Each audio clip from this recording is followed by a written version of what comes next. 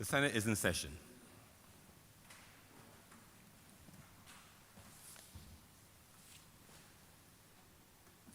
Senator, Her Honor, Senator Thompson.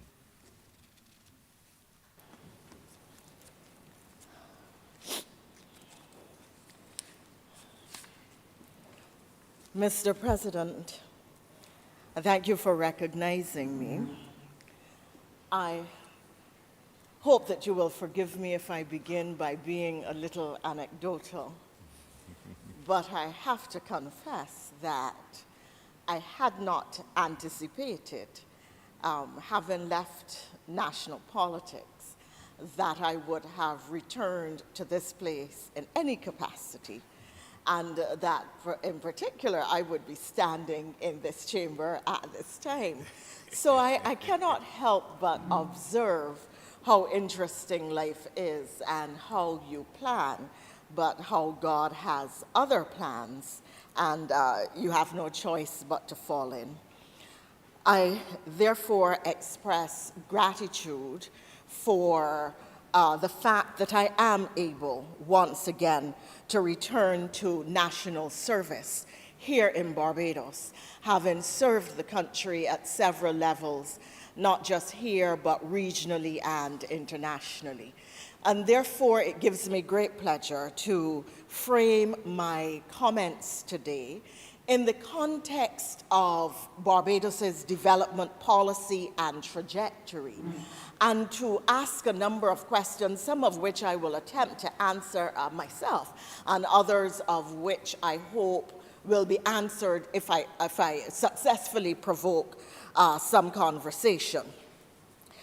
I would wish to start, if I may, sir, by observing the passage of time. I recall, sir, as I bowed to your honor a few seconds ago, that it was not, or it appears, not so long ago that you and I and the Prime Minister were the youngest members, along with David Thompson, were the youngest members of this Parliament, and that we were bowing to seniors and looking across the floor at those with gray hair. I observe now my own gray hair, and I remember Prime Minister Sandiford, who was at the time serving when we would have come to Parliament, Branford Tate, Sir Henry, Sir Harold, Sir Richard, Sir Louis, Dame Billy. It really was a distinguished time to serve it was a time to serve with very distinguished names and persons in this Parliament. And so I look across now today at those with black hair and think of the tradition into which they have come, a tradition of service, a tradition of sacrifice, and a tradition of nation building. And it is therefore with an immense sense of gratitude that I feel that I stand, not just having served and continuing to serve, but in the capacity of a runner, despite my unathletic appearance, a runner who is passing the baton to the next generation. It therefore gratified my heart, sir, to listen to the two senators' voice as they spoke, particularly Senator Andwele, as he spoke for the first time, to hear Senator Crystal speak with all her passion and the sincerity and smile on her face, to listen to Senator Lorenzo Herwood with his measured but very sound delivery, and to hear the content of Senator Monroe Knight, but most of all, to be moved by the content, the passion, and the quality of the contribution of, Senator Roberts Odell, whose connection from personal experience, the demonstration of vulnerability and connecting it to policy and what policy needs to be was really very interesting. But then to listen to the passion, the content, and the absolute quality of excellence of the delivery of Senator Chantal Monroe Knight, whom I would not like to speak after in any debate at all. Such was its quality. I have to tell you that my heart sounds, sir, at the political level, at the national level, to see the quality of these young people, to be able to share this forum with them for however long it lasts, and to believe that the Barbados Labour Party, and indeed more importantly, the country, is in sound hands. I wish to congratulate them for delivering what I considered, after many, many years, sir, I hate to count them now, many years as a keen observer and student of politics and as a practitioner of politics, which is what I regard myself, what I thought were some of the best first-time speeches I've heard in any parliament. And I've had an opportunity to observe not just Barbadian parliaments, but parliaments really across this region. So it is against this background that I rise, therefore, to make my own observations in this debate and to say that I do not intend really to drill down into the numbers of the appropriation bill. I want to take what some call a helicopter view and speak to the vision of the appropriation bill and the budget debate and connect it to what our development policy is as a country and a people, and ask ourselves, where is it that we have to go to build a new Republic of Barbados? What are the things that we need to do at the fundamental macro level? What are the absolute policy imperatives that we must not allow to get out of our grasp? And as we placed it in the context of the manifesto, to ask the question, how, in a world that is not sympathetic or empathetic to small island developing states, do we own our own Barbados, own our future, control our destiny, and leave a legacy and history for young Barbadians to follow? Because really that is what the business of nation building is about. You are not building in the moment. You are looking back on what your historical path has been, and you are asking yourself, what are the challenges of the future for which you have to plan? What are the challenges of the future that are going to shape your policy? What are the challenges of the future that are going to impact your people? And what are the challenges of the future that will determine the pathway that a sustainable society, a stable economy, and a happy people, because make no mistake, people must be happy, and they can only be happy within the framework of a society that recognizes their intrinsic value and worth, allows them to reach and maximize their full potential, and an economy that is stable. So this notion that Barbados is more than a society cannot be seen as a standalone, because societies do not exist without stable economies for which there is clear development planning. Societies do not exist without economic sustainability. Societies do not exist unless goods, services, and a vision of themselves as being part of it can be delivered via the fundamentals of the economic solutions that you have put in place for the people in the society. And therefore, I ask three questions.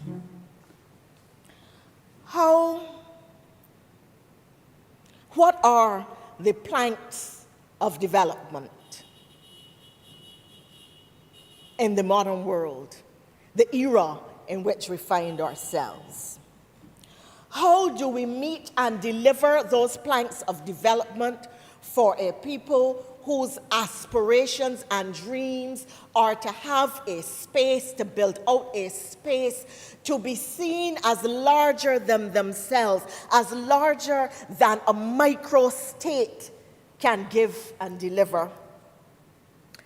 And if we are able to find those planks, how do we keep them in place? How do we build sustainability? How do we become resilient as a people, as a nation, socially, environmentally, and economically. And in asking myself those questions this morning, I found myself reverting. Perhaps it is a function of aging that one thinks of things past. But I would urge, sir, that in planning for things to come, the understanding of things past, the identification of things present, what is critical, what is pivotal, and what is not, are all essential elements of this plank building that we are doing.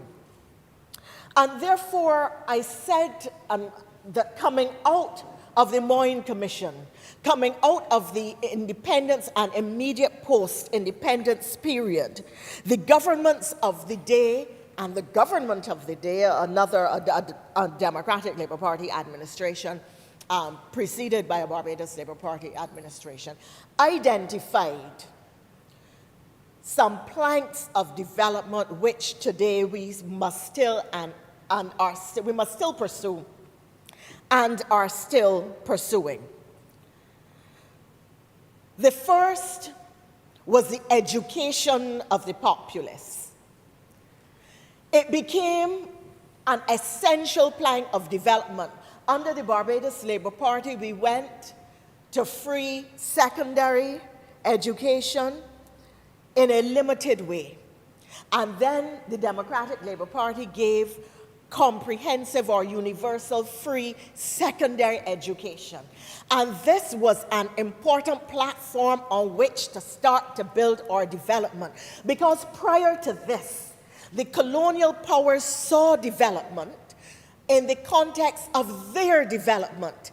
And the question for them was not how do you educate a people to build a nation, not how do you educate a people to stabilize a society, not how do you educate a people to construct an economy that is sustainable, but how do you get a labor pool, not necessarily well educated, how do you get and maintain a labor pool that can serve your economic and your social interests? And therefore, the first fundamental was to say to Barbadians, we want to educate you to build a nation as a republic, as an independent country. And we start about building schools, primary and secondary education. We started about embarking on what was not called initially the University of the West Indies, but an institution of a tertiary institution, an institution of higher learning, because we understood that our people, when educated, became globally marketable and competitive. Our people, when educated, would turn their talents and skills to the building of the society in which their navel strings were born. So education became the first plank of our development. The next plank of our development was healthcare. It was the norm for people to have multiple kinds of diseases. We haven't gotten to the NCDs yet, but fundamental things that could be helped, could be avoided, could be changed with basic health care. Basic health care in the form of vaccinations against childhood diseases, and basic health care in the provision of polyclinics, as they then became called, but satellite health clinics and satellite health clinics across the country, serving the needs of families of the poor, and investing in primary health care, which is the preventive component of health care. So you aren't waiting for your people to get sick and to break down, and for disease outbreaks, you're doing the intervention at the early stages. Another plank of development, sir, was the construction of physical infrastructure.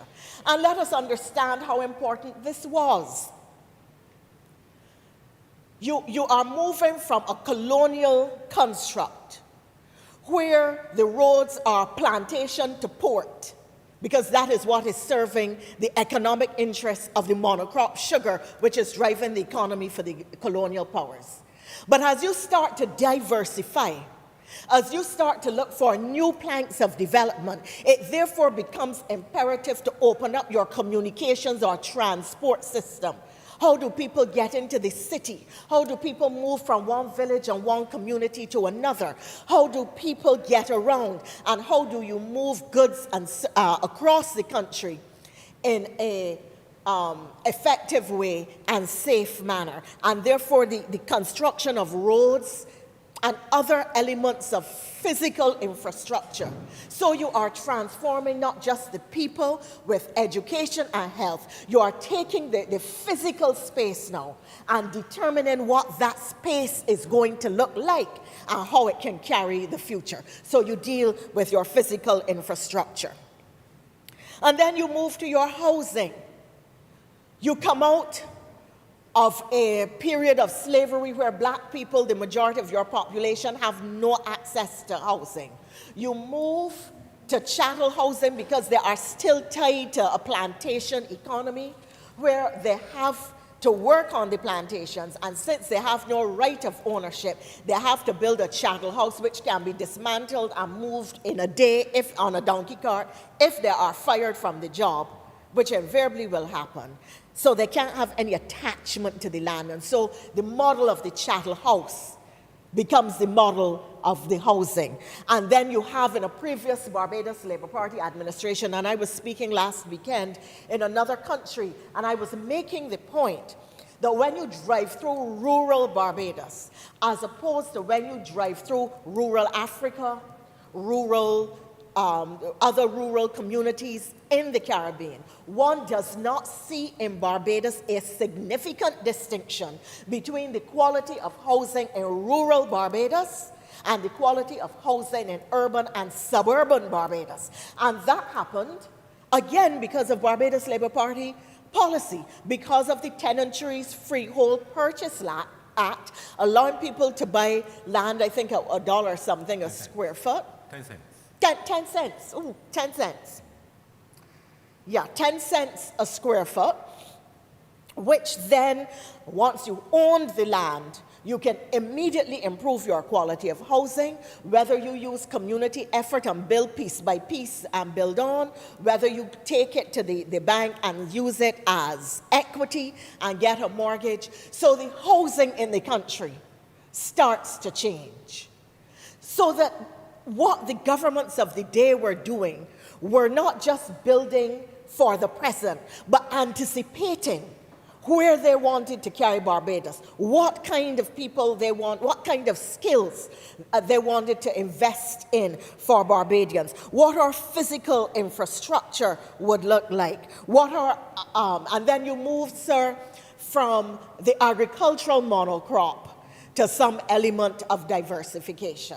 And then you moved into tourism because you recognized that you had something of a brand, a country where people wanted to visit, and therefore you determined that tourism could be a higher foreign exchange earner than agriculture and than a monocrop. And so you start to invest in tourism, and you have then a prime minister taking what was then the Sandy Lane Bennett's plantation out of agricultural production and determining that it had to go into tourism use, and then the Sandy Lane Hotel is built, and the rest, as they say, is history.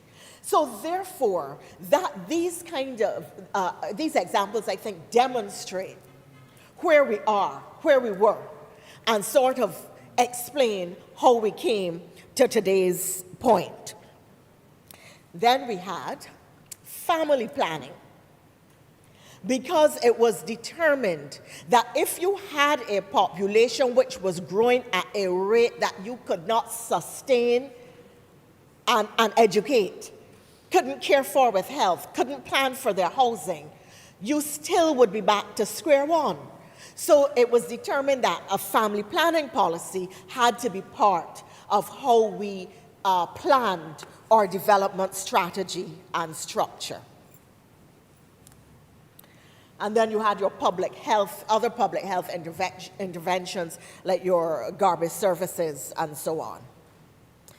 It is no accident, sir, that I have started with these particular elements of development, because I am now going to turn, having laid out some historical basis, to move to where we are today, and to say that when you go to the appropriation bill, when you go to the budget, what you are seeing is a prime minister indicating, I am reinforcing these macro fundamentals.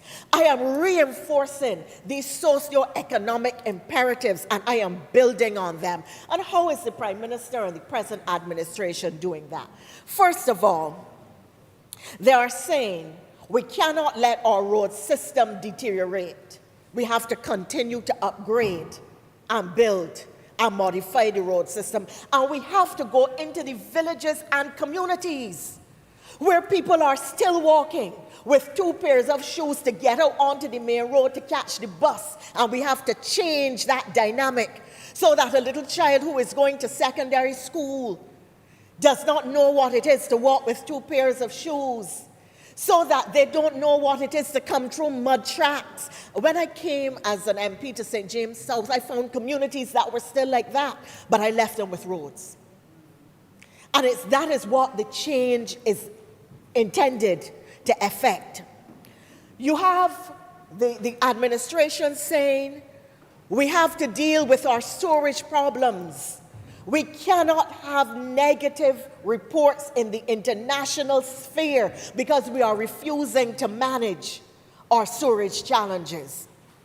We have to have proper garbage collection. We have to have proper bus services, because if you have poor bus services, you are creating an element not only of impacting productivity in the workplace by preventing people from getting to work on time, taking them to work in a bad mood. You are actually creating risk as people stand by the roadside late at night waiting for buses, waiting for transportation, young girls not able to get home to their parents and so on. So you're dealing with your macro fundamentals. We come back then and we say, but the era of family planning has worked for us.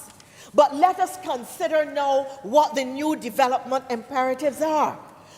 Population expansion is required. The market is too small. We cannot create economies of scale. We cannot maximize productivity. We cannot expand our production base because our population, those who are buying goods and services in the marketplace, those who are working and contributing to the national insurance scheme, is too narrow a group, and therefore we have to expand our population if in fact we are going to maximize and continue to build some level of economic sustainability. Now the question is, and the debate and discussion has to take place at the national level about how we do that. Do we import labor? And you see that the Barbados Labour Party manifesto of 2021 speaks to the issue of a migrant policy.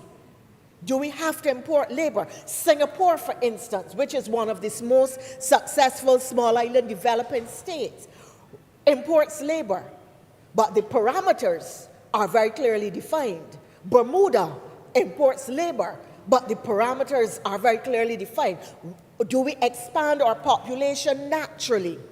Do we perpetuate systems like the Barbados Welcome Stamp, where we try to attract high-value individuals who are able then to do further economic investment in the country, who are buying goods and services, who are bringing their skills into the country and contributing to the purchases, to economic activity, and perhaps eventually to the tax pool.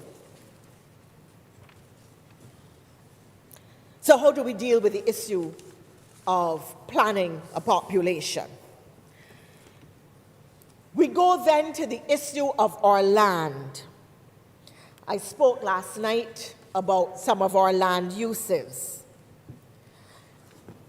It is going to be imperative that we continue to invest in agriculture, and the appropriation bill speaks to that, and further mechanization and the use of technology to deliver higher yields and better crops. But we have another problem in agriculture, and it is that because of the traditional stigma and the association of agriculture with slavery and colonialism, that young people are not encouraged to see agriculture as a source of revenue or a career choice when they are in schools.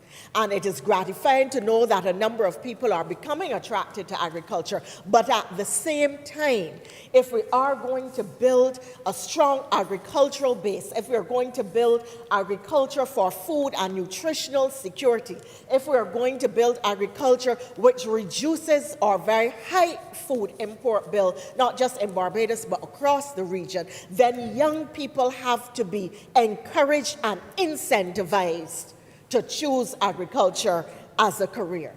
Moreover, sir, in doing our land use policy, I want to point to the fact that there has not been an agricultural audit and survey since the year 1991.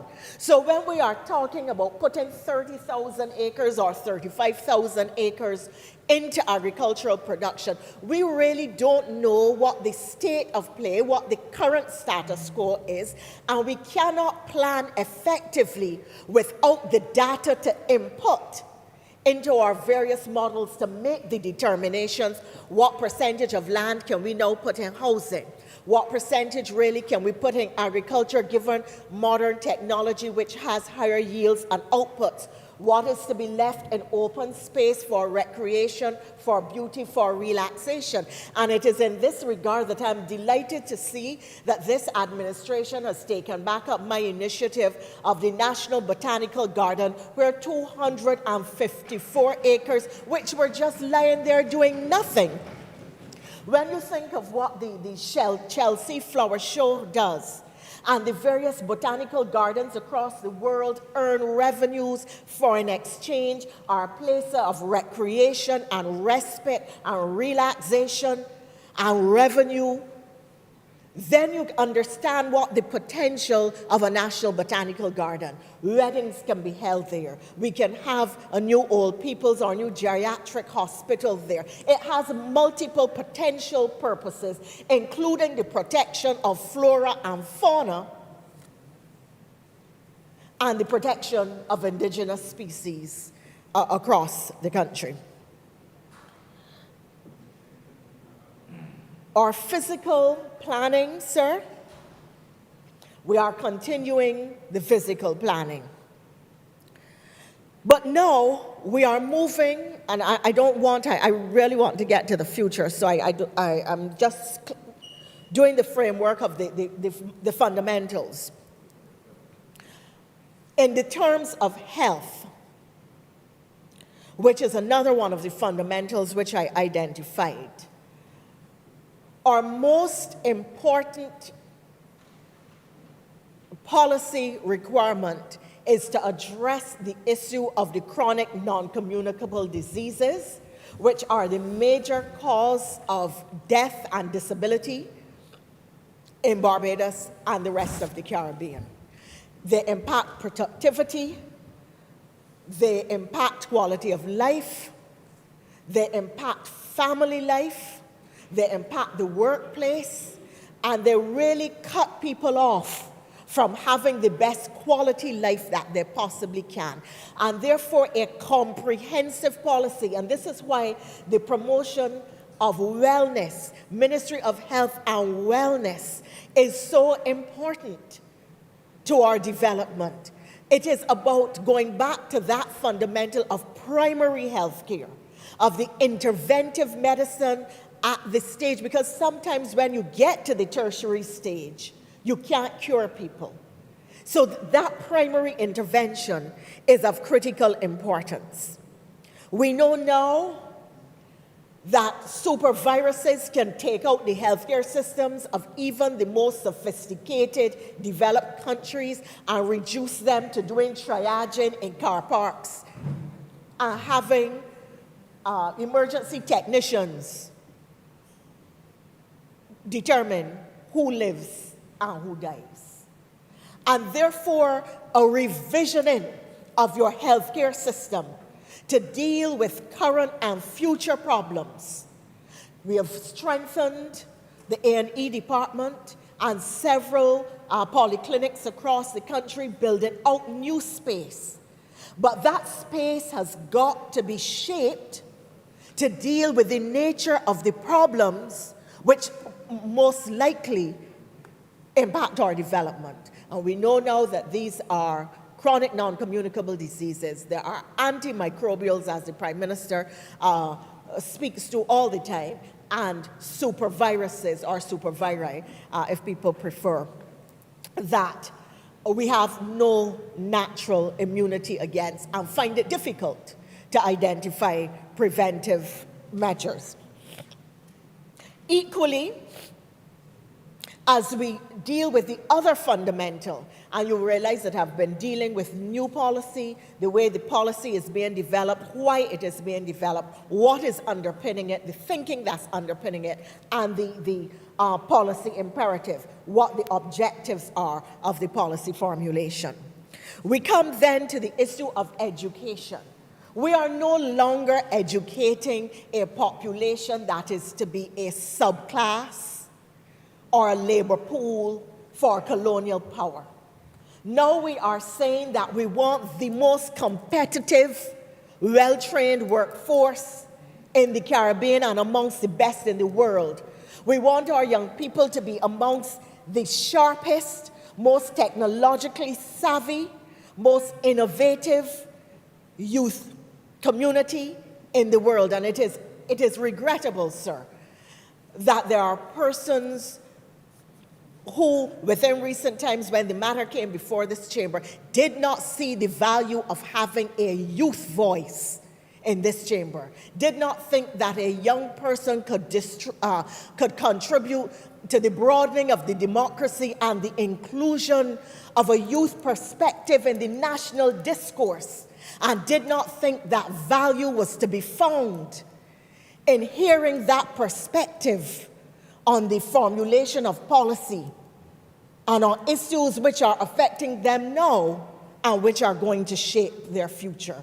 And I hope that with sober reflection over time, a majority of us will come to see that this was not about a single individual with a particular name. It was opening a space for youth in the broadening of our democratic process that allowed us to say to them, you are important. This is no longer the era of being seen and not heard. We see you. We are creating space for you to be seen. And we want to hear what you have to say to us, because your perspective is important and you are our future. And we honor that future by giving you a seat in this sacred place. It was never about a single individual. It was about giving young people a space. And yes, there are 18-year-olds who would have been immature, but surely across the breadth of this land, in the quality of our educational system, could we not find 18-year-olds who can make contributions of the highest quality? Greta Thunberg is not 18 yet. The Suzuki young lady who spoke at the Earth Conference was barely 13 or so when she spoke. And we can identify teenagers across the globe who are contributing to macro discussion, macro policy evolution, who are making contributions not just at the national and regional, but at the global level. Surely one of ours should have been allowed to do the same. What is the point of educating our children and our young people and then saying to them, yeah, but these discussions too high for you. You go on and sit down, let big people talk. I will not labor the point. I want to go to the breadth of the educational policy. Because in the digitization, in the restructuring and the removing of the common entrance, so that we identify the skills, the talents, and the potential of every young person and meet them at the point where they are developing, where they are ready to learn, to progress, so that we train them with critical thinking skills, so that we teach them not just to learn by rote, but to create and to innovate. That is what the educational system is now being crafted to do. We came out of the era of the colonial times. We had education in the era of the independent nation, and now this is the era of the republic, and we are educating young people to stand proud and tall across the globe, wherever they are, branded as Barbadians, having had access to the best education possible here in this country, and delivering for themselves and for the country at the highest levels. So where we have Rihanna in music, and Juliet, can't remember the scientist's name, dealing with cancer, and the Kaiso gene. Juliet Daniel, Professor Daniel, and so on, that we can replicate that across other disciplines, across other fields, across other specializations. And every time you see them, you hear the name Barbados. I saw on the internet a report from an international report, and it started by saying, tonight's report is on a country that we don't hear about at the international level often, about Rihanna's Barbados. And then they went on to talk about how the tax system was being restructured and the policy interventions which were being made, which is making Barbados a far more competitive place and a good country in which to do business. It was highly laudatory. Every time we position a Barbadian, an educated Barbadian, outside of Barbados, benefits are repatriated to the country. And so the schools of excellence, you do away with your 11 plus. You have a more equitable way, system of assessing young people, understanding that they learn in different ways, at different rates, and at different times. And you then employ your schools of excellence. You put in place your schools of excellence, which will reshape Barbados and the skills taught and the education delivered and training delivered across the entire school system. Sir, I spoke to the traditional planks. How much time is remaining, sir? Another 22 minutes. Oh, goody. Thank you. I spoke to the issue then of the fundamentals and the macro fundamentals. I outlined the historical position, and briefly, sir, I just started to speak to where we are today and why.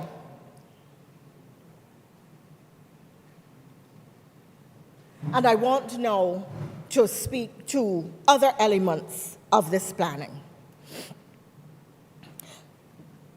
In housing, sir, and since I was just talking about young people and I previously spoke about housing, I would wish to make the point that this manifesto, and I say this manifesto because if you look at the appropriation bill, sir, if you look at the budget, you will see a very close alignment between what is in the manifesto and what is in the appropriation bill and the budget. Because very early in this term, the administration has already started to deliver on its manifesto commitments, even in the context of growing international challenges. And that is one of the important planks of the appropriations bill, that the appropriations bill seeks at every level, socially, economically, and environmentally, the three pillars of sustainable development. The manifesto seeks to build resilience, which is critical in our defense and protection against exogenous shocks, external shocks, whether those shocks are social, whether those shocks are economic, whether there are environmental as in the case of hurricanes, ash falls, lightning strikes, Elsa. Economic, as we saw with the coronavirus, where your whole economy, the major foreign exchange earner, has virtually come to a halt as a consequence of the closure of borders and restrictions on travel. Socially, where a virus not originating in our country can affect every aspect of social life and mental health. Because part of the challenge that we've had with the coronavirus, and someone spoke to it yesterday, I believe, is that well-being has been undermined, and there has been high suicide ideation amongst young people, amongst young women and young men. Not just actual suicidal ideation, but actual suicides at a larger number, and people suffering from depression, older people suffering from depression, men feeling a sense of a loss of their capacity to earn and to look after their families, and women in households having the challenge of not knowing how to care for their children and literally not knowing where the next meal is going to come from. And this is where the value of the household mitigation unit has been so high. But we have to start to deal with mental health and the mental health challenges arising out of the COVID virus. As somebody who has had COVID, and it is no secret that very early, now 2 years ago, sir, I think it was 2 years ago. Yes, 2 years ago, in May, almost exactly 2 years ago, I came into Barbados and was shocked to learn that I was positive for COVID. At the time, people did not even understand that you could be completely asymptomatic and still have a high viral load, as was my case. But the point I'm making is this. Two things. First of all, that in planning our health care, it is time. We have dealt with mental health in various ways over the years, but Barbados has no written mental health policy. And the time has come to address mental health and have a mental health policy in Barbados. We know what we do. You treat people, some go some are institutionalized, some are medicated, some are treated in the home setting. But what really is an optimal way to deal with mental health issues? That is something that has to be determined. We grow up, oh, don't mind she mad, or he mad. We say that without necessarily taking the family member for treatment, or calling somebody into the village to make the necessary intervention with the neighbor who has started to get all real funny in the last few days, and so on. But what COVID has done is created mental health issues from children and young people to adults. There is a high level of stigmatization with COVID, that even after 2 years, I can tell you, sir, that I walk up to people and they start to back to tighten their mask, and they don't even realize they're doing it. Some people look completely panicked. There are people who would not invite me into their homes or would not come near to me after I came out of Harrison Point.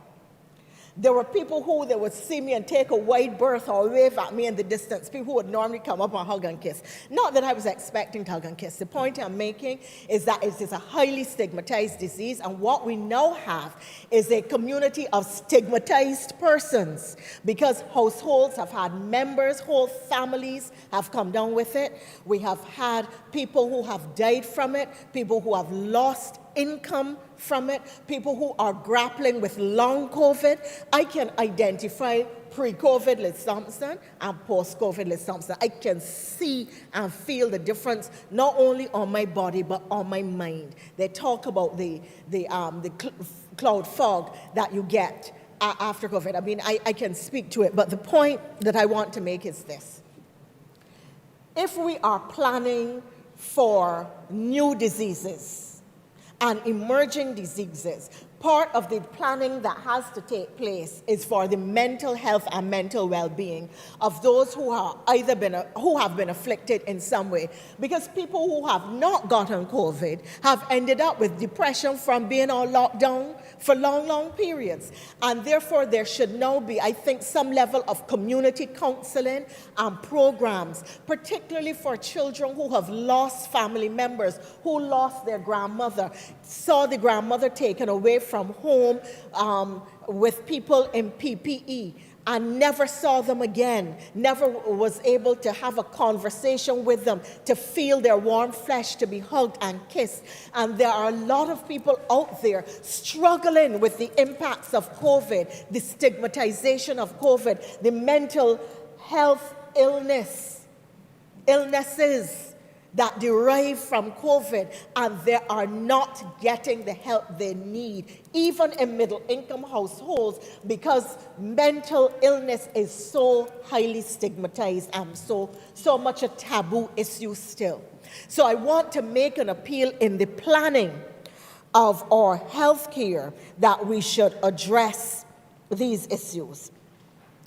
And I got to that point, sir, because I had been talking about housing.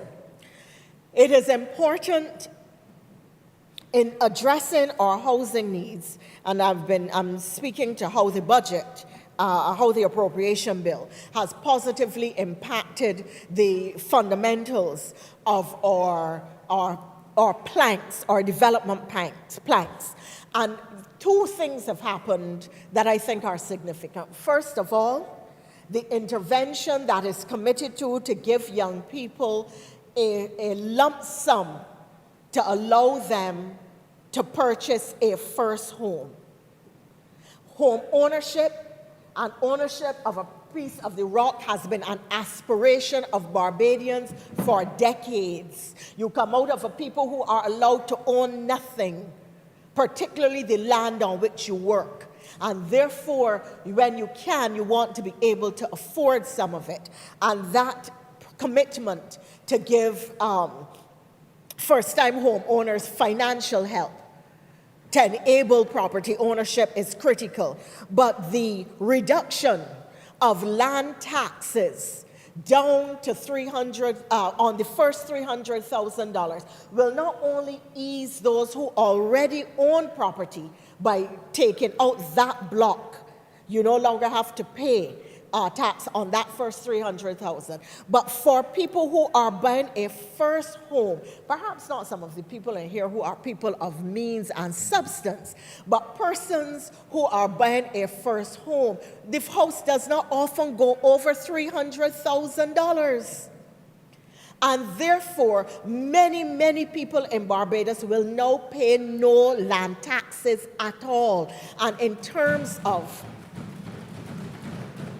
reducing household expenditure, having increased disposable income, and putting property ownership more firmly into the grasp of cohorts of people who would not previously have afforded it. This is a critical step. But there is a new development plank, sir, and I turn now to what for me is part of the most interesting component of the appropriation bill. There is a new development plank that the Prime Minister has laid down firmly in these estimates and in her budget, and it is environment as a plank of development. We have spoken before about environmental issues in the context of protecting the national and the natural patrimony, and that is important, our air, our lands, our waters. These fields and hills our national anthem speaks to, these fields and hills which are now our own, and therefore policy has been concerned at some level with protecting our fields and hills. But we have not asked ourselves, what is the economic value of the ecosystem called Barbados? How do we ensure we maximize that economic value while at the same time do not so overexploit it that we jeopardize the economic gains which we are getting from our ecosystems and natural surfaces? And therefore, the Prime Minister is very clearly saying that she is addressing a number of issues which deal with ownership. And ownership of our Barbados is a critical part of it. She has indicated in the budget and and by extension in the estimates when you look at the financial allocations, that there has to be a build-out on one hand and a protection on the other hand of our environmental patrimony as a nation. And that environment therefore becomes now a plank of development. And how so? For the first time, a country had, and what was amongst the first in the world, to have a ministry of blue economy, where we recognize that under the blue economy, our fishing fleet has to be migrated, as a previous Labour Party government did, migrated from the old Moseses to refrigerated boats. And I know that Senator Harewood, with his connections at Oyston and the fishing industry, understands, and you, sir, having served a constituency that had a large fishing community at Silver Sands, I had the privilege of going fishing with the fishermen at Silver Sands. And they thought I was joking when I told them I would join them on a fishing expedition one morning. I suspect the privilege was theirs. Pardon? I suspect the privilege was theirs. You said you had the privilege, and I'm saying on their behalf, I'm sure the privilege was theirs to have gone fishing with you. Well, sir, in those days I was a little slimmer and I had to wear a swimsuit, and it was fellas, so I mean, I didn't think that I was hard on the eye. So I said to them, well, I want to go fishing with you. And they laughed. They didn't take me seriously. They said, all right, you meet us here tomorrow morning at 5:45. I got there before them, and they were a little surprised. They looked around at each other. And they said, mistress, the boat out there, you got to swim out to it. I said, no problem, let's go. So I swam out to the boat with them, and I spent a day fishing with the men from Silver Sands. And there was a particular, you lose touch with people over time when I migrated, but there was a fisherman by the name of Stephen who became a very good friend of mine. Mine as well.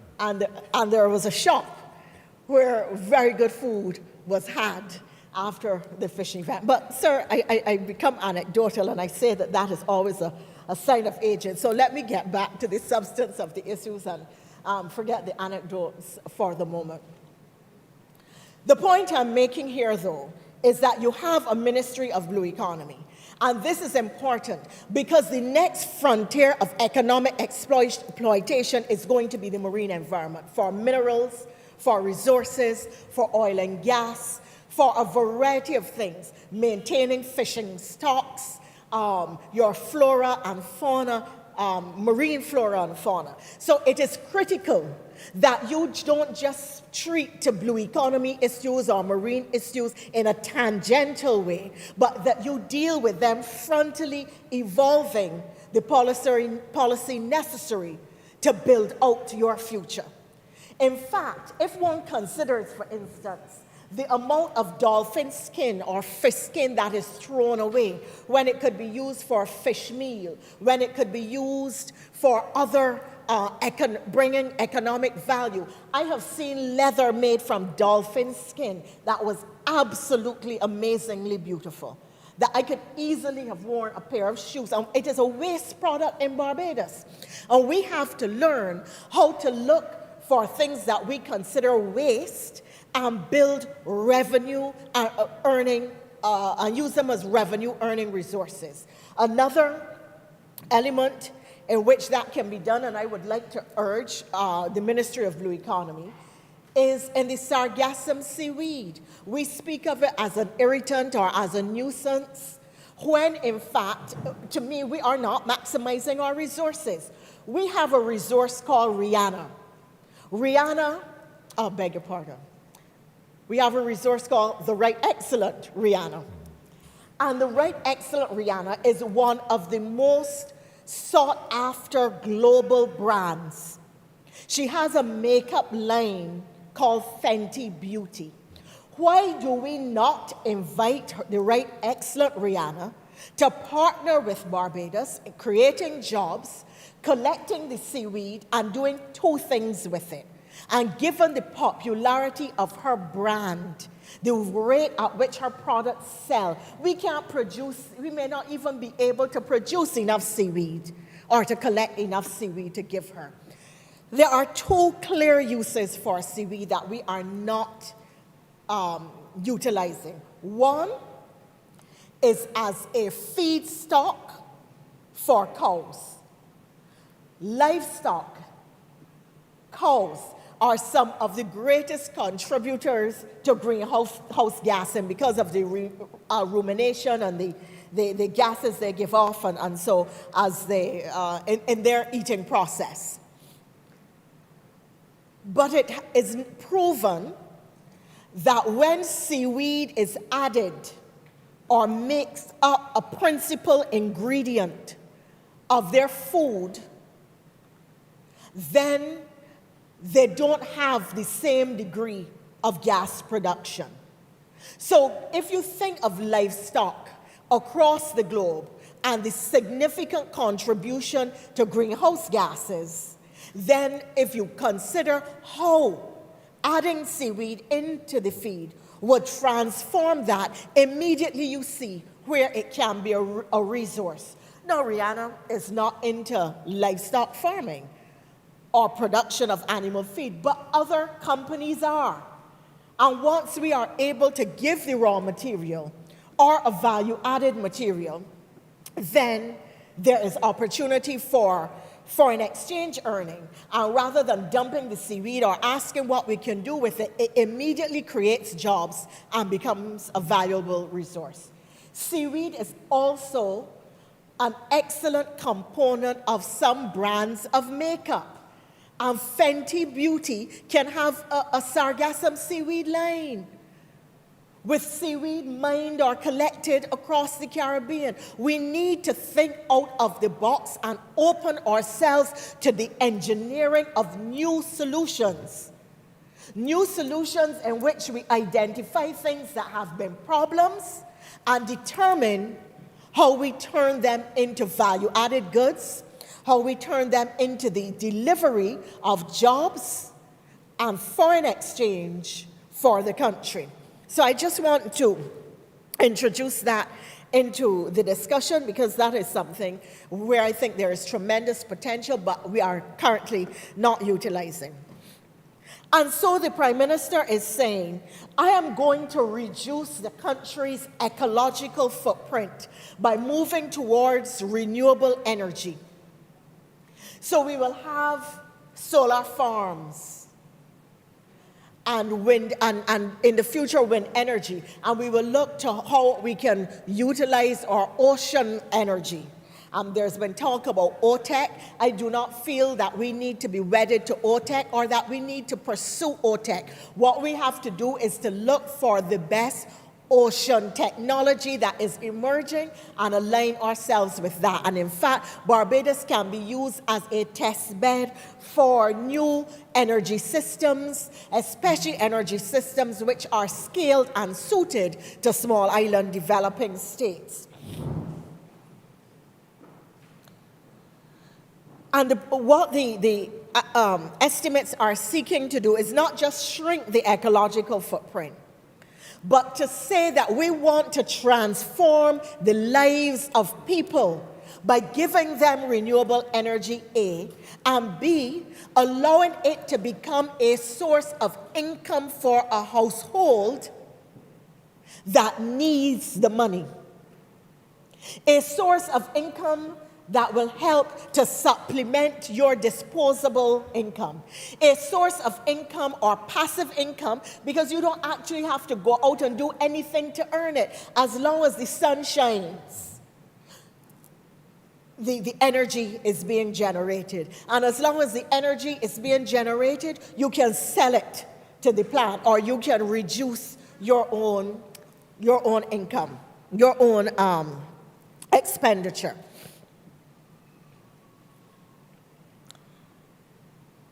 And what is significant about this? It's two things. First of all, not only is it creating new industry in Barbados and new jobs, and for those who have done the analyses and the reading, you would know that green energy investment is outstripping investment in fossil fuel energy across the globe. That green jobs are being created at a rapid rate, and that renewable energy and green technologies are creating decent work. What the people involved in the labor movement and the industrial relations climate call decent work for people at every level. So this economy can now start to create scores and hundreds of new jobs for a new generation of people at various skill levels. And you add that then to two other things that are being done through the appropriations. The development of a cannabis industry. The development of a foreign exchange earner which can create a strong revenue stream for Barbados. I know, and in addition, and I'm talking about how we are using our green patrimony. Equally, and I'm sure that Senator Cummings is going to speak to this, so I will not seek to steal her thunder, but just to mention that the transition then to community-based tourism is of critical importance here. Because what we are saying to the tourists is, not only are we giving you a new immersive experience in Barbados with locals, but that we are allowing you to experience the natural environment at a different level. So that community-based tourism is primarily environmentally based. Look at Oystins, next to the beach. Old-time dancing. So I can't dance, but I like to watch them moving around the floor. Well, I can dance to calypso and things like that, but that other stuff is outside the scope of my skills, sir, but I know it may not be outside of yours, and again, I become anecdotal. Now, the importance of the cannabis industry, and the renewable energy are twofold.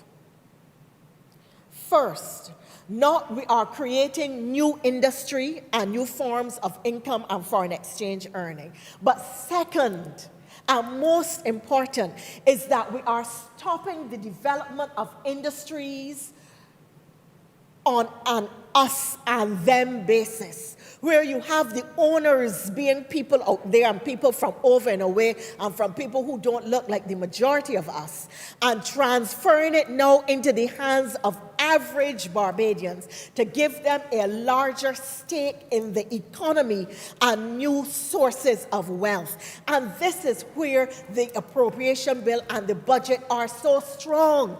That what the Prime Minister and the government are saying is that we saw industries develop before in which we had no stake as a majority black population. But this party, this administration is creating new industries that will bring new wealth to families, new wealth to individuals, that will lift people out of poverty and bring to the country a new prosperity. And that is where the difference is being made.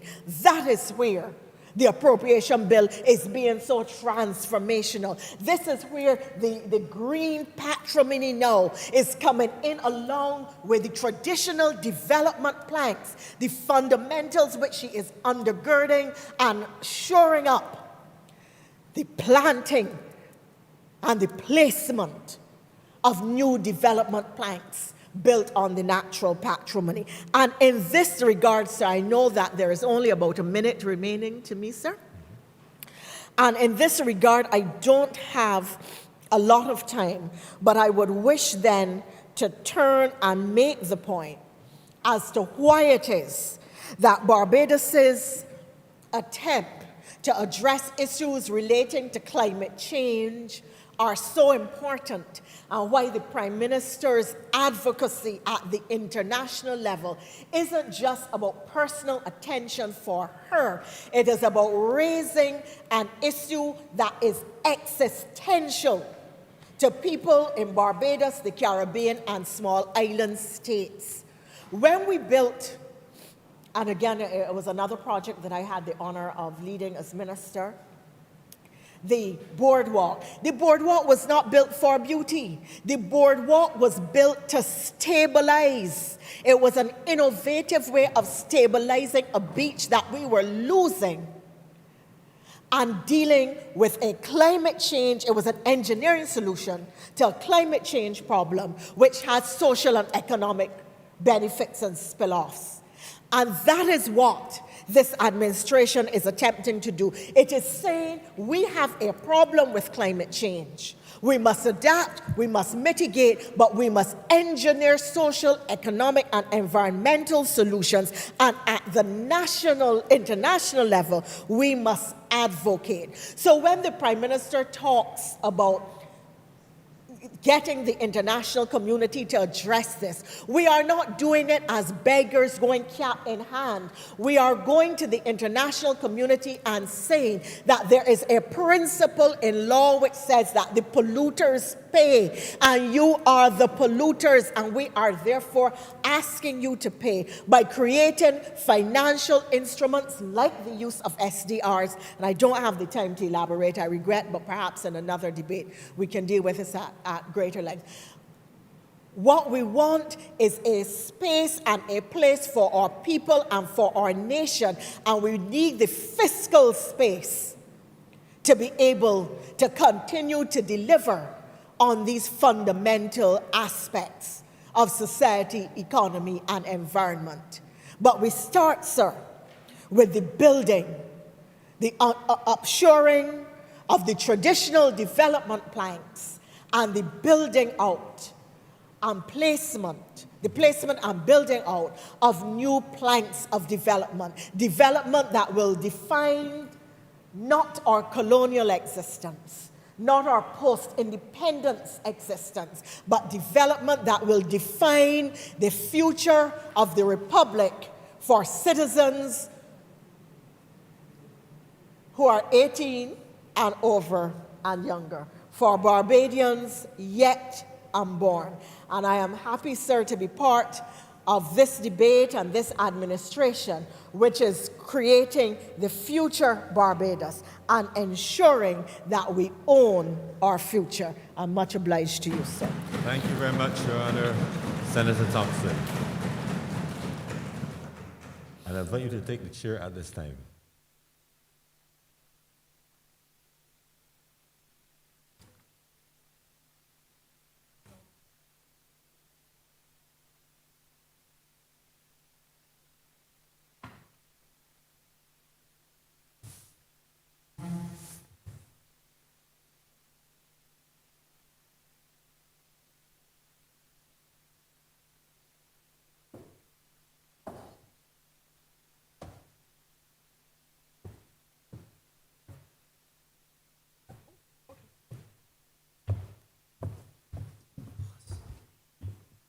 Oh, we're not in committee. Okay.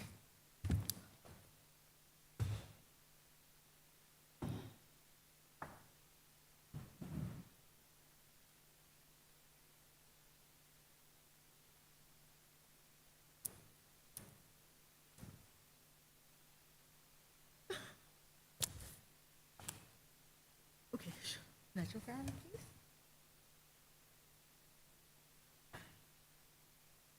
Senator Maloney.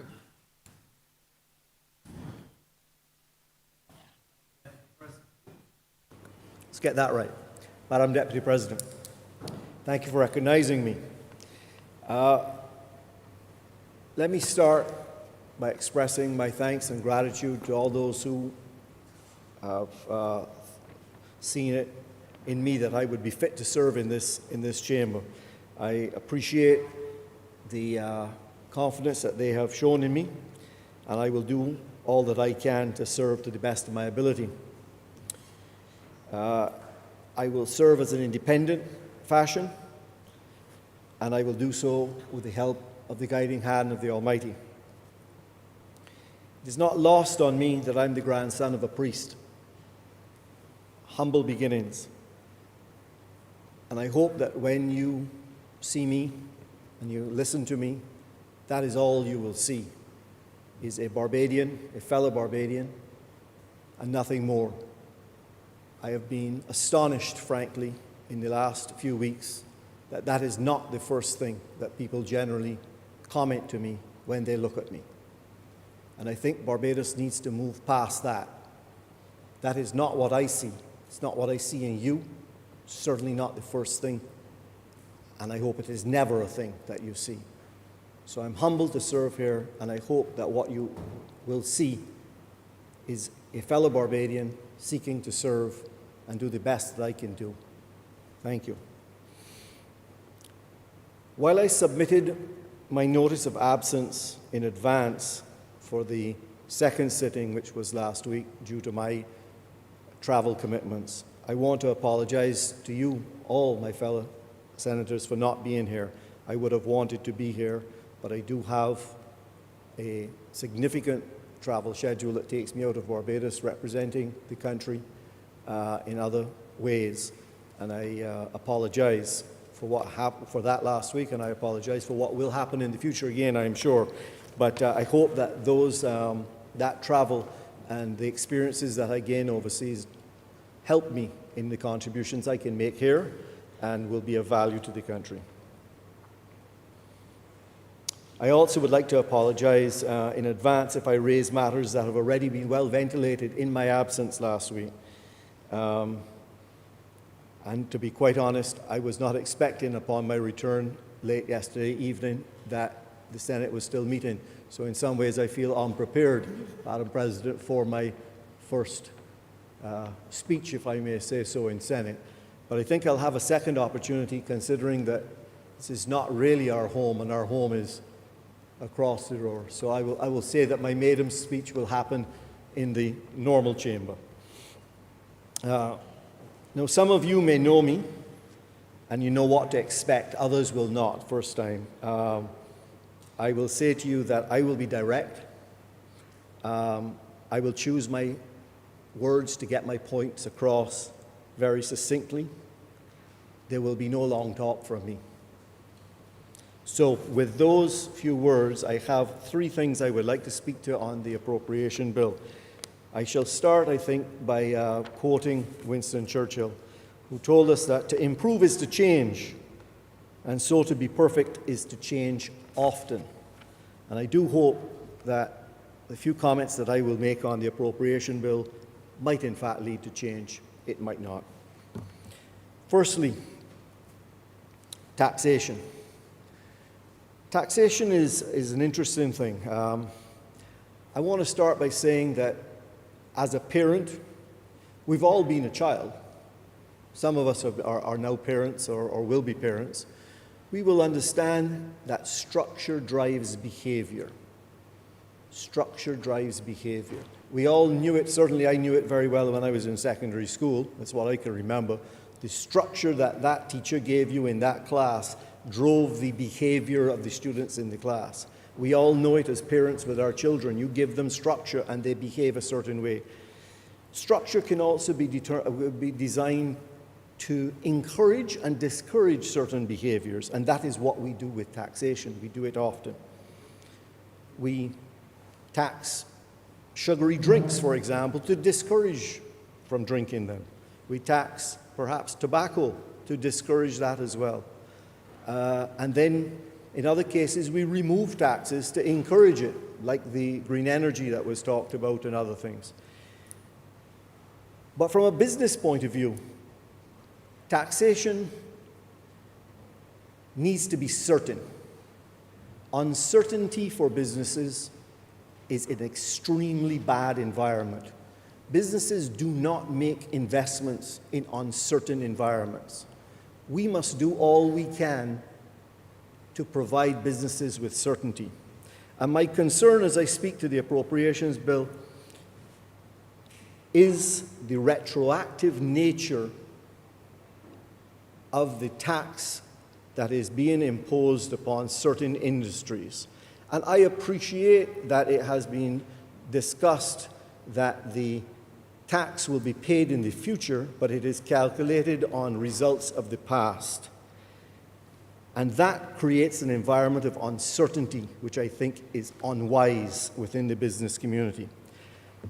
I think also that particular tax is unfair. It does not recognize that there are businesses in other sectors not addressed, which may have been more resilient or may in fact have benefited from the pandemic. I give as an example one that I am well familiar with. An industry that did not exist before the pandemic.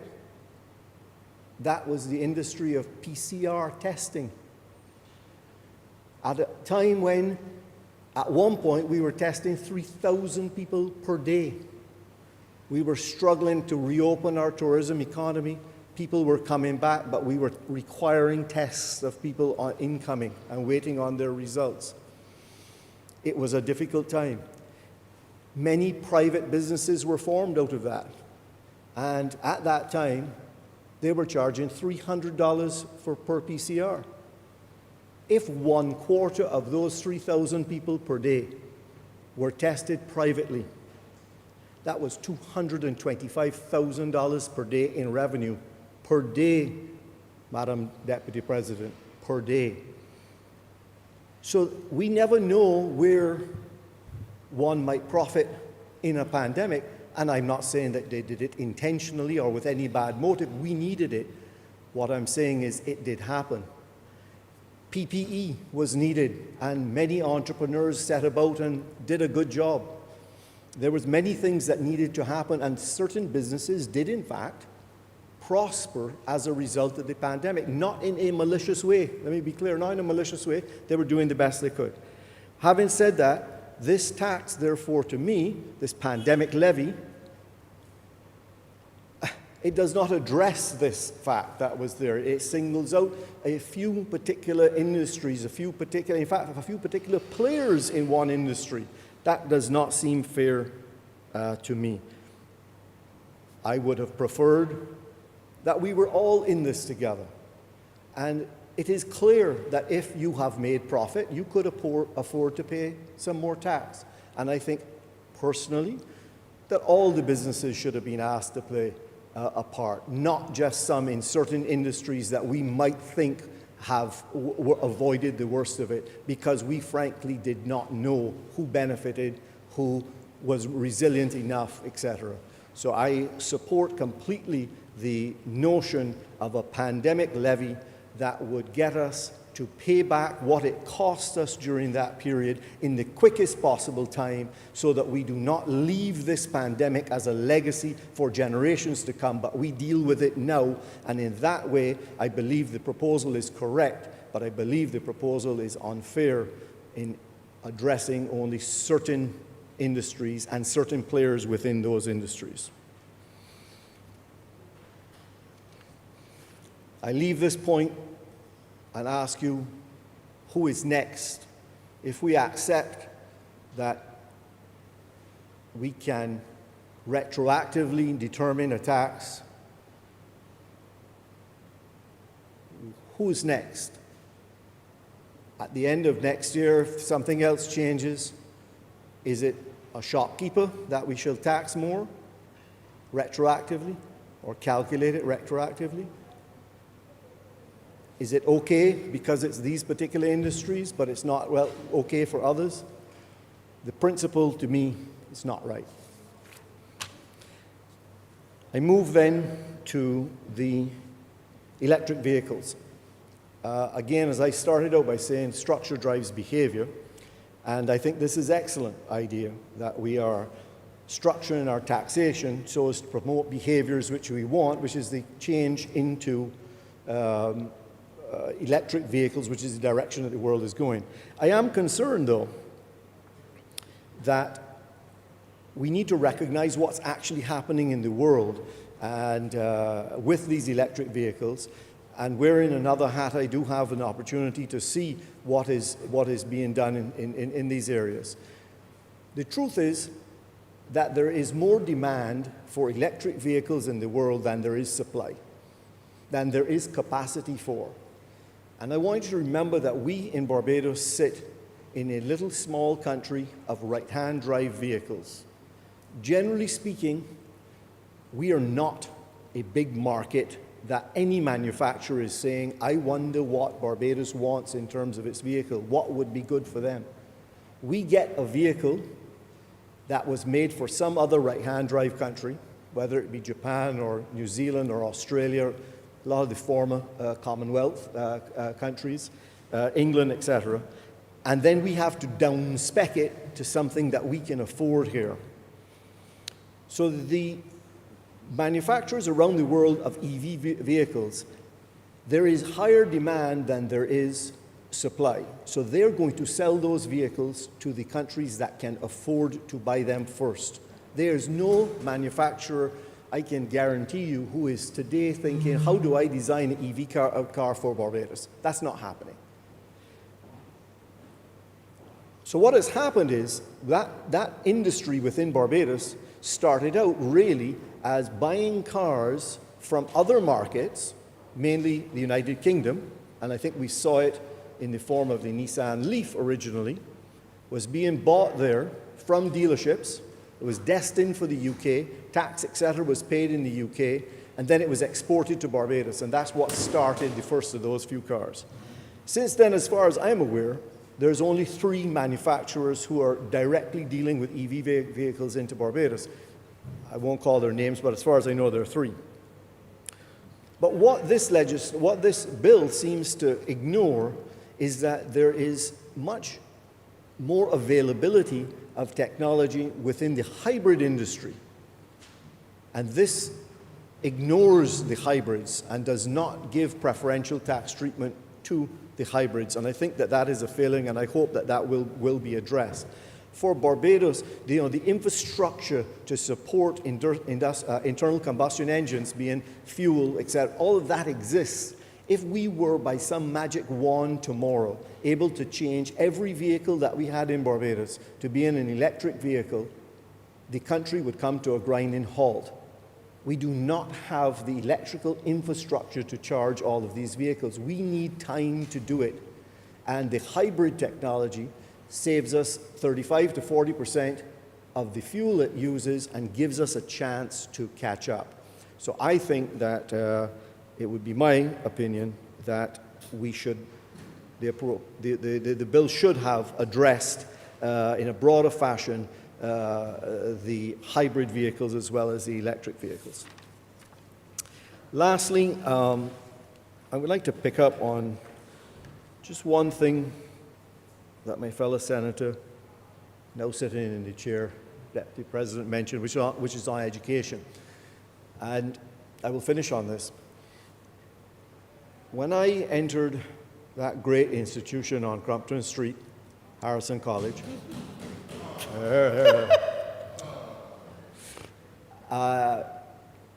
I believe fully, and what I saw was that education was equal for everyone. I had a very, very good friend, who I will not embarrass him by calling his name, who lived in my neighborhood.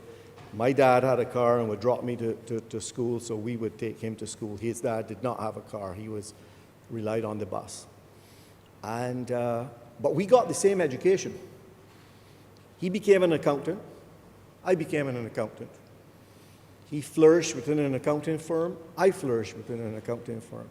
I am absolutely, so we wore the same uniform every day. We went to the canteen or we brought lunch. When we were within those walls, we received the same education. We were the same.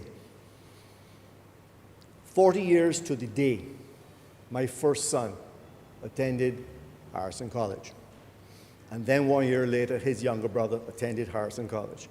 Unfortunately, and this is not about Harrison College, it's about generally, I would say that our education system had changed significantly because their education system needed to be supplemented with after-school classes and this teacher and the next teacher. And if you could afford it and if your parents could afford to take you to those lessons, then you could do it. And it had changed. And I am deeply concerned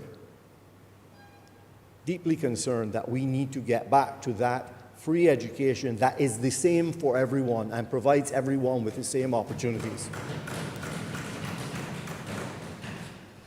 And coming through this pandemic, what I have seen, the difference between the private schools, how they have been able to pivot and react, and how the public schools have been able to pivot and react, I am embarrassed. I'm embarrassed. My eldest son, he had only 4 months of the pandemic, from March through to whenever the CXCs were finished. My youngest son had all of fourth form and then fifth form again. But what I saw within the private schools and how they were able to pivot and how they enforced discipline, it was difficult, and it is extremely difficult, and I'm very worried about that generation. But we did not do a good job, and we have to make it up for that generation, those 2 years, and we need to spend a lot of time and a lot of effort on those kids. So with those few words, as I said, on those few matters, I felt somewhat unprepared today because I didn't know I was going to be here, but I hope that they will be useful to you all, and I look forward to serving with you all in time. I'm obliged to you.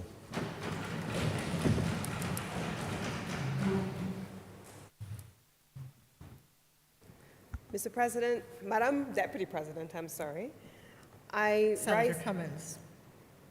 I rise on this occasion to sum up and to close this estimates debate in the Senate. The first estimates debate, or rather I should say the appropriations bill, debate on the appropriations bill incorporating the estimates of expenditure for financial year 2022-2023.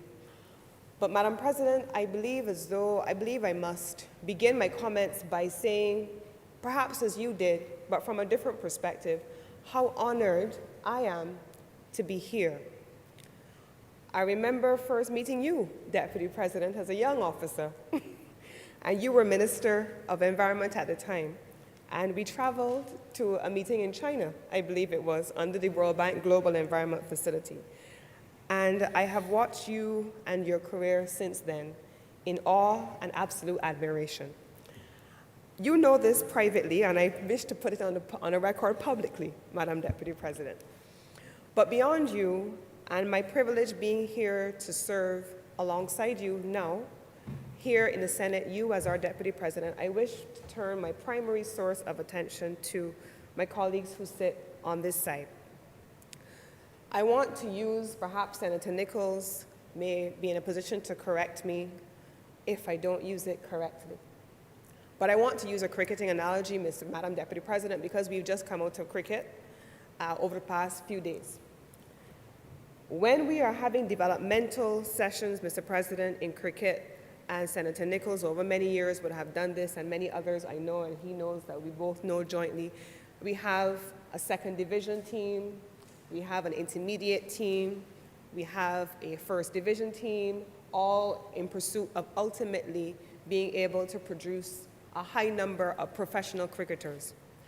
I am proud, Madam Deputy President, to lead the government side, which constitutes the representatives of the Barbados Labour Party government in the Senate.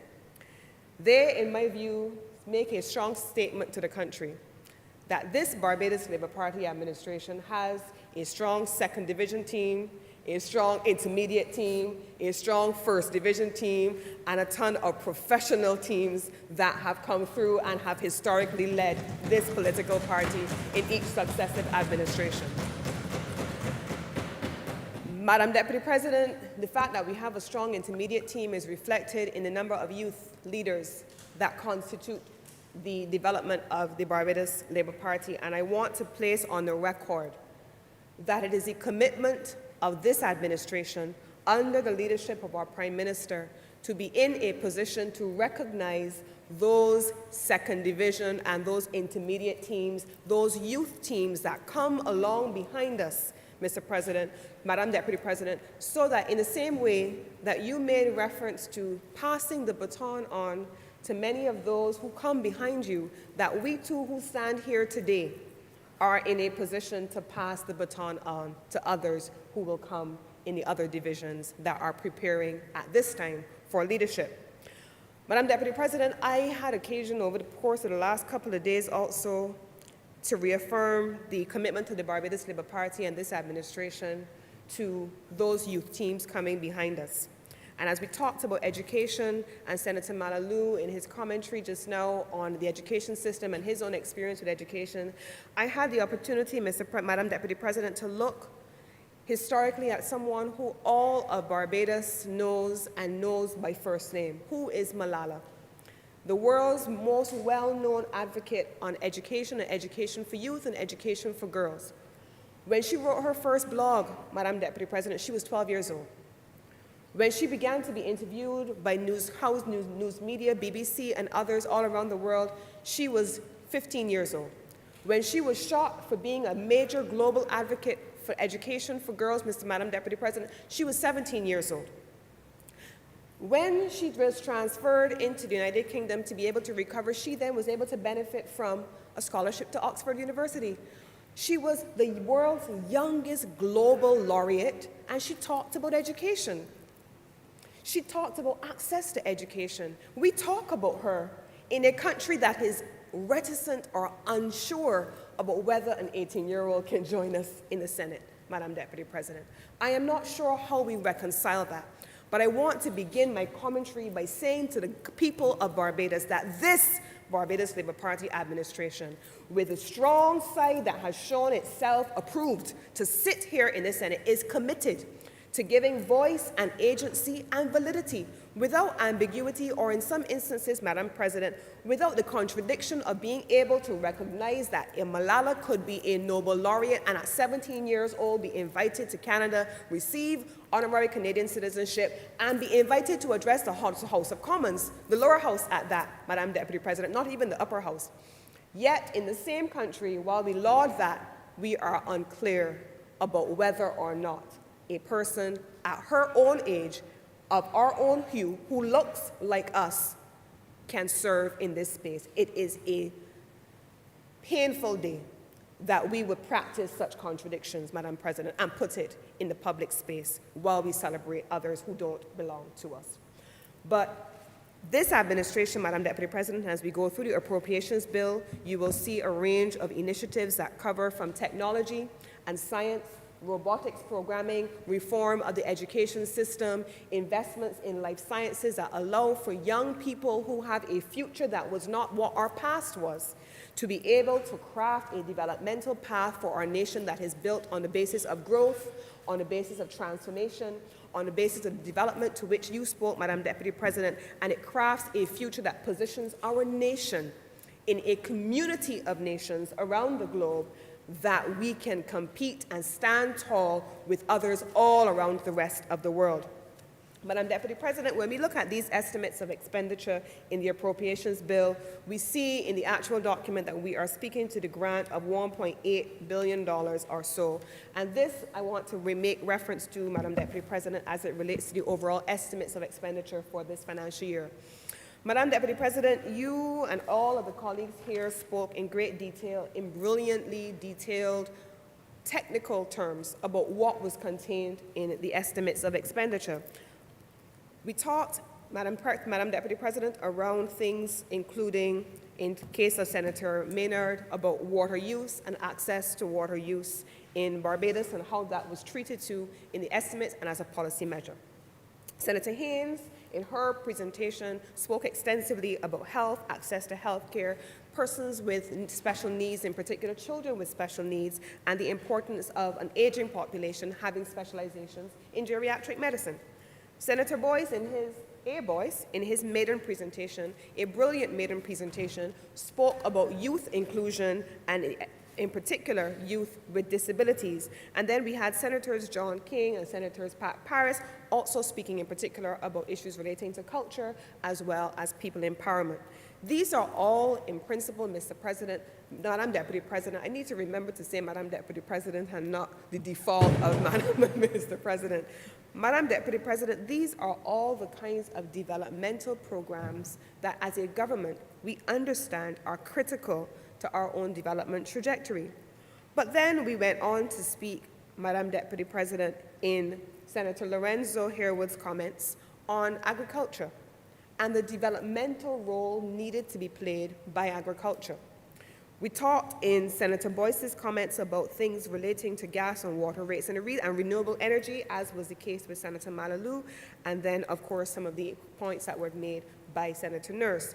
But I want to contextualize my closing of the discussion on the appropriations bill, Madam Deputy President, in the context of estimates of expenditure and estimates of revenue. There has to be that balance to which we spoke and to which I spoke in my opening remarks about growth versus social services. You made reference, Madam Deputy President, about the economy and the society, and our newest addition to the Senate chamber spoke in great detail about the importance of contextualizing all of that within a legal framework of rights, as well as recognition for different categories of workers, in particular prison officers, teachers, and so on. Now, if you look at the estimates of expenditure, Madam Deputy President, we are being asked to approve $1.8 billion for this financial year.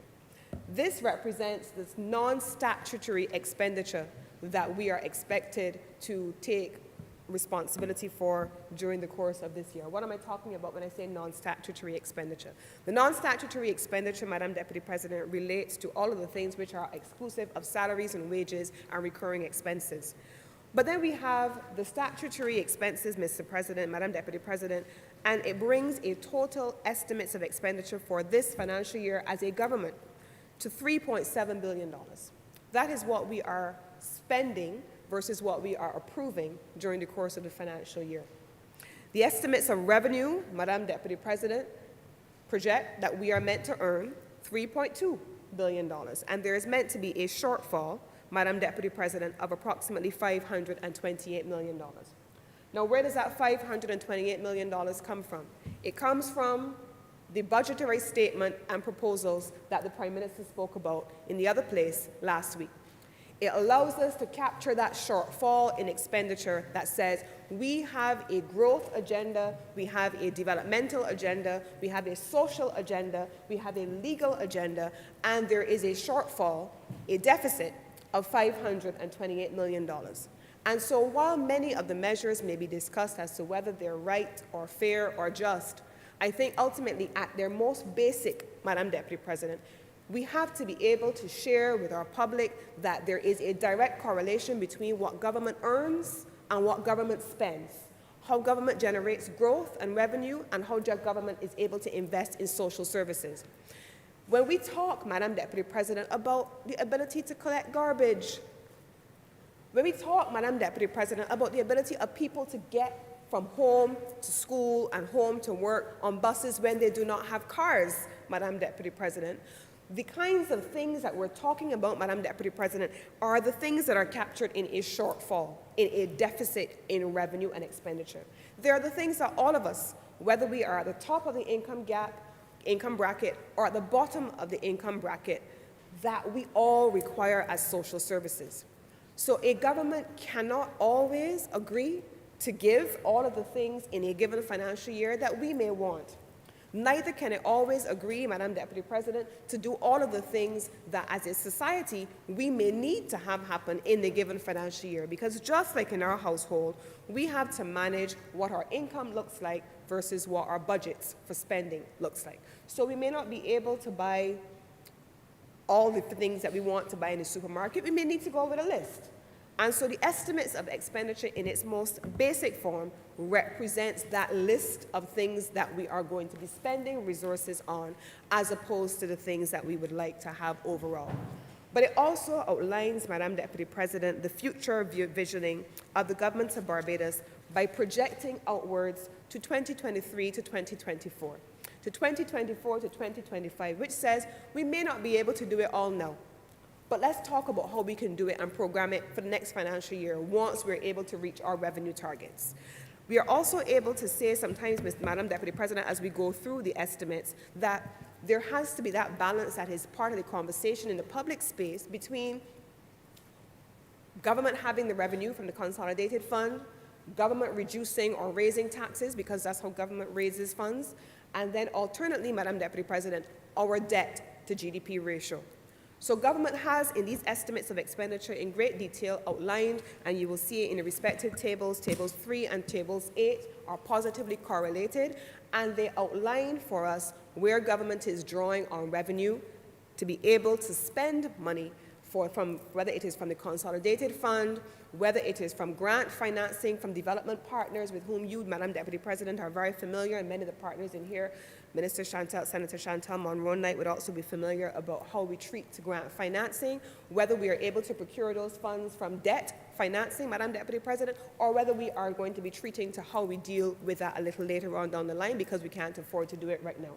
That is what constitutes these estimates of expenditure, Madam Deputy President, and they reflect the commitment of the government of Barbados to create that balance between the economy and the society, between growth and economic development and the provision of social services, between ensuring that the business community can grow and thrive and that those persons who are the most vulnerable in our communities can also be provided for. These estimates of expenditure reflect that delicate balancing act, Madam Deputy President. We're all voices, and I believe that the Senator Dr. Haynes, when she spoke, she talked about all voices must contend. All voices must contend, but all voices subsequently have to be coalesced within the framework of an estimates framework and a national framework where no single voice becomes dominant, but that all of the interests of all people are balanced within that frightening and within that development framework, and there is provision made for those who cannot do for themselves above all else. And that, Madam Deputy President, is what is before us to approve, and I would wish to move on that basis, Madam Deputy President, that this bill do now pass.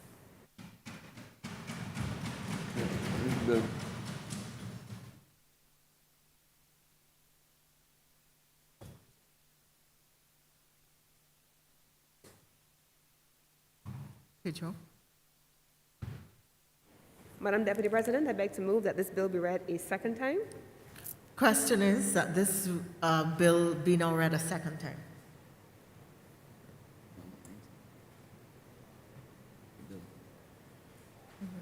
Okay.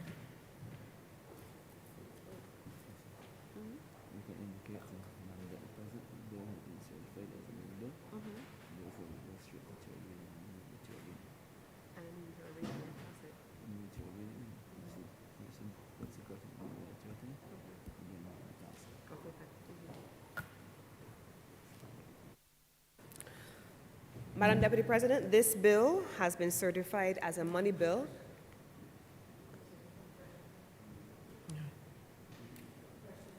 Question is that this bill be now read a second time. Those in favor, please say aye. Those against, please say no. We think the ayes have it. Madam Deputy President, this bill has been certified as a money bill, and I beg to move that this bill do not be read a third time. Question is that the bill be now read a third time. All in favor, please say aye. Those against, say no. We think the ayes have it. Madam Deputy President, I beg to move that this bill do now pass and be certified as the Cited. and be cited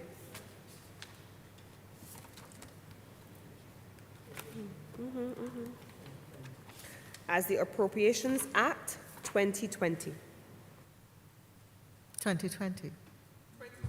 22 to 2023. The question is that this bill do now pass and be cited as the Appropriations Bill 2020 to 2022 to 2023.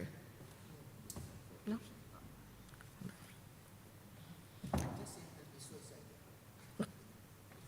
And be cited as the Appropriations Act 2022 to 2023.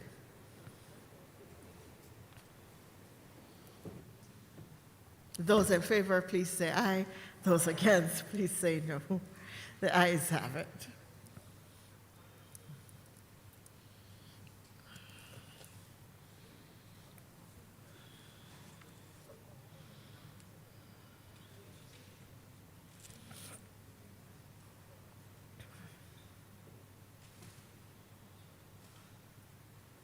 Order number 3, ma'am.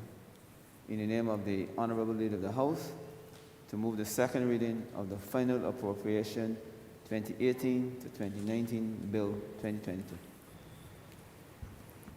Madam Deputy President, I beg to ask your permission for us to treat to the final appropriation bills, the items number 3, 4, and 5 on the order paper as a cognate debate. Permission granted.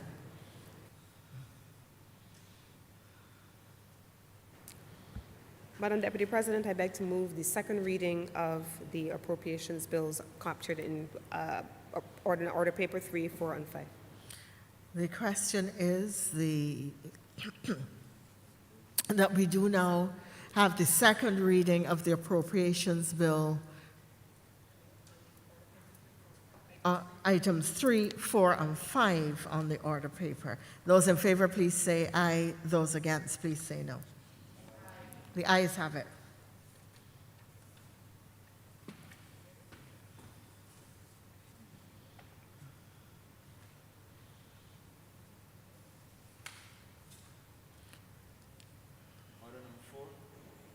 In the name of the Honorable Leader of the House,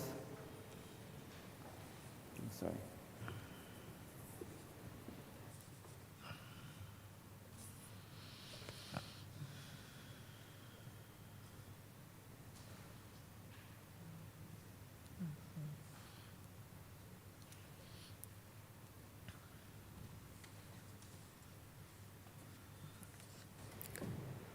Madam Deputy President, I wish to advise that the final appropriations bill 2018 to 2019 has been certified as a money bill, and on that basis, I wish to move for a third reading of this bill. The question is that the appropriation bill 2019 to 2020, 18 to 19, be read a third time. Those in favor, please say aye. Those against, please say no. Methinks the ayes have it. Madam Deputy President, I beg to move that this bill do now pass and be cited as the Appropriation Bill 2018 to 2019, Appropriation Act 2018 to 2019. The question is that this bill do now pass and be cited as the Appropriation Act 2018 to 2019. Those in favor, please say aye. Those against, please say no.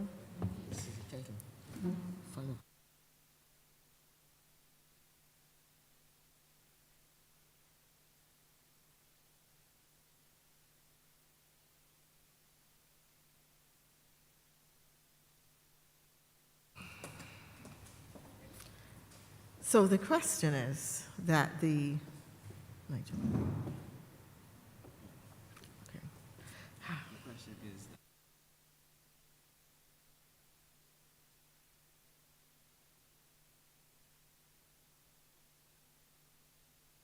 The question is that the final appropriation 2018-2019 Act 2022 do now pass.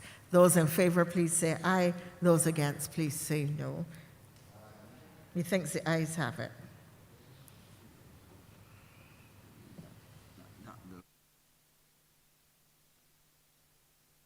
That bill do now pass and be so cited.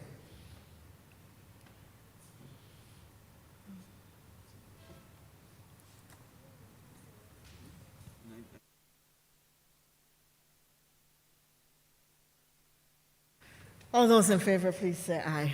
Those against, please say no. Methinks the ayes have it.